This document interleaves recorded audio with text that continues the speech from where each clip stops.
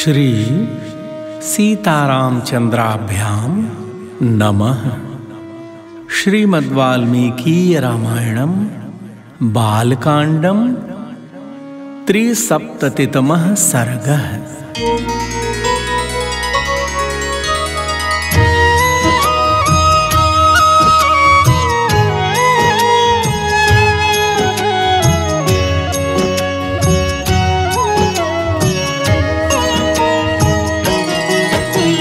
यस्मिंस्तु दिवसे राजा चक्रे गोदानमुत्तमं तस्मिंस्तु दिवसे वीरो युधाजित् समुपेयिवान्। पुत्रः केकयराजस्य साक्षात् भरतमातुलः दृष्ट्वा पृष्ट्वा च कुशलं राजानम् इदमब्रवीत्। केकयाधिपति राजा स्नेहात् कुशलमब्रवीत्। येषां कुशलकामोऽसि तेषां सम्प्रत्यनामयम्। स्वस्त्रियं मम राजेन्द्र द्रष्टुकामो महीपतिः। तदर्थम् उपयातोऽहम् अयोध्यां रघुनन्दन। श्रुत्वा त्वहमयोध्यायां विवाहार्थं तवात्मजान्। मिथिलाम् उपयातांस्तु त्वया सह महीपते। त्वरयाभ्युपयातोऽहं द्रष्टुकामः स्वसुः सुतम्। अथ राजा दशरथः प्रियातिथिम् उपस्थितम्। दृष्ट्वा परमसत्कारैः पूजनार्हम् अपूजयत्। ततस्ताम् उषितो रात्रिं सह पुत्रैर्महात्मभिः। प्रभाते पुनरुत्थाय कृत्वा कर्माणि तत्त्ववित्। ऋषींस्तदा पुरस्कृत्य यज्ञवाटम् उपागमत्। युक्ते मुहूर्ते विजये सर्वाभरणभूषितैः भ्रातृभिः सहितो रामः कृतकौतुकमङ्गलः। वसिष्ठं पुरतः कृत्वा महर्षीनपरानपि। वसिष्ठो भगवानेत्य वैदेहम् इदमब्रवीत्।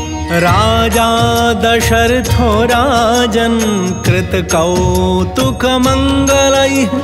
पुत्रैर्नरवरश्रेष्ठो दातारम् अभिकाङ्क्षते। दातृप्रतिग्रहीतृभ्यां सर्वार्थाः सम्भवन्ति। स्वधर्मं प्रतिपद्यस्व कृत्वा वैवाह्यमुत्तमम्।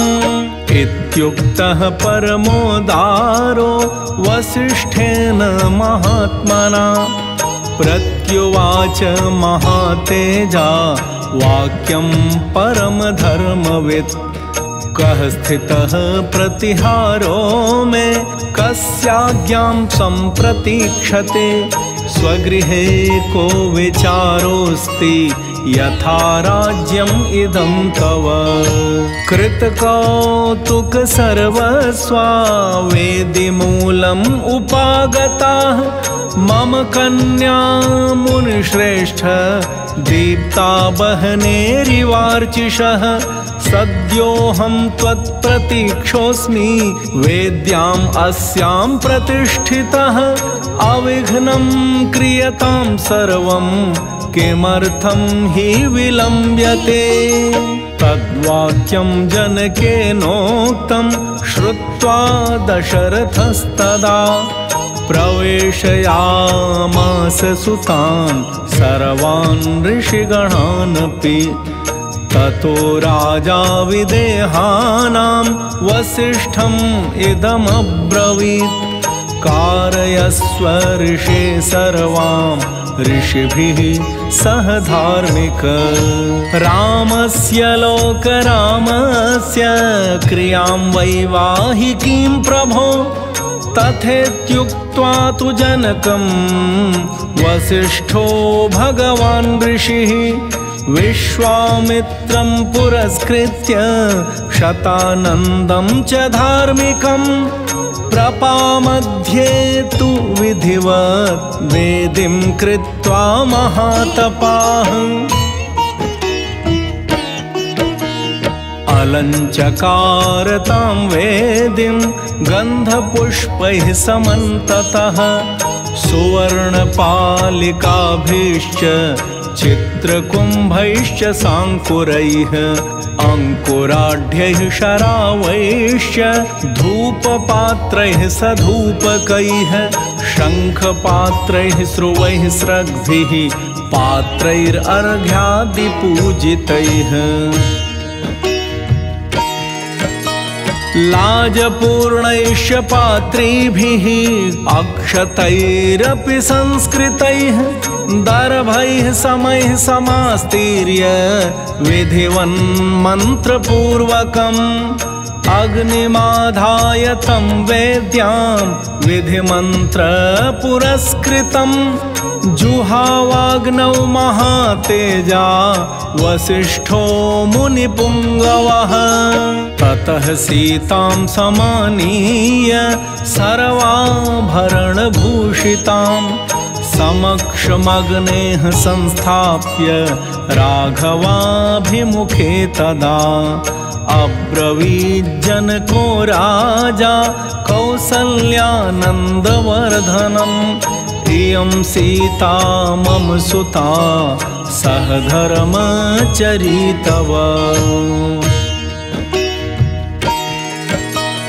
प्रतीच्छ चैनां भद्रं ते पाणिं गृह्णीष्व पाणिना पतिव्रता महाभागा छायेवानुगता सदा इत्युक्त्वा प्राक्षिपद्राजा मन्त्रपूतं जलं तदा साधु साध्विति देवानां ऋषीणां वदतां तदा देवदुन्दुभिर्निर्घोषः पुष्पवर्षो महानभूत् एवं दत्त्वा सुतां सीतां मन्त्रोदकपुरस्कृताम् अब्रवीज्जनको राजा हर्षेणाभिपरिप्लुतः लक्ष्मणा गच्छ भद्रं ते उर्मिलामुद्यतां मया प्रतीच्छ पाणिं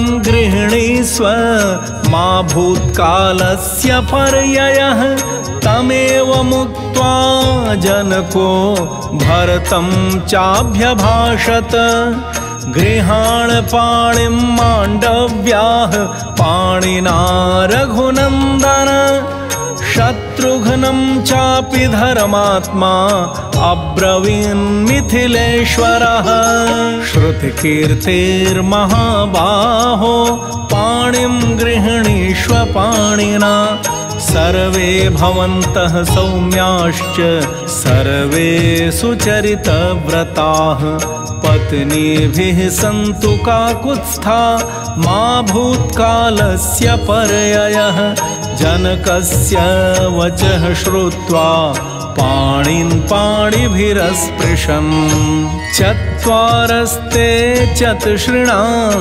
वसिष्ठस्य मते स्थिताः अग्निं प्रदक्षिणं कृत्वा वेदिं राजानमेव च ऋषिश्चापि महात्मानः सह भार्या रघुद्वहा यथोक्तेन ततश्चक्रुः विवाहं विधिपूर्वकम् पुष्पवृष्टिः महत्यासीत् अन्तरिक्षात् सुभास्वरा दिव्यदुन्दुभिर्निर्घोषैः गीतवादित्रनिःस्वनैः न नृतुश्चाप्सरः सङ्घा गन्धर्वाश्च जगुः कलम् विवाहे रघुमुख्यानां तत् अद्भुतम् अदृश्यत ईदृशे वर्तमाने तु तूर्योद्घुष्टनिनादिते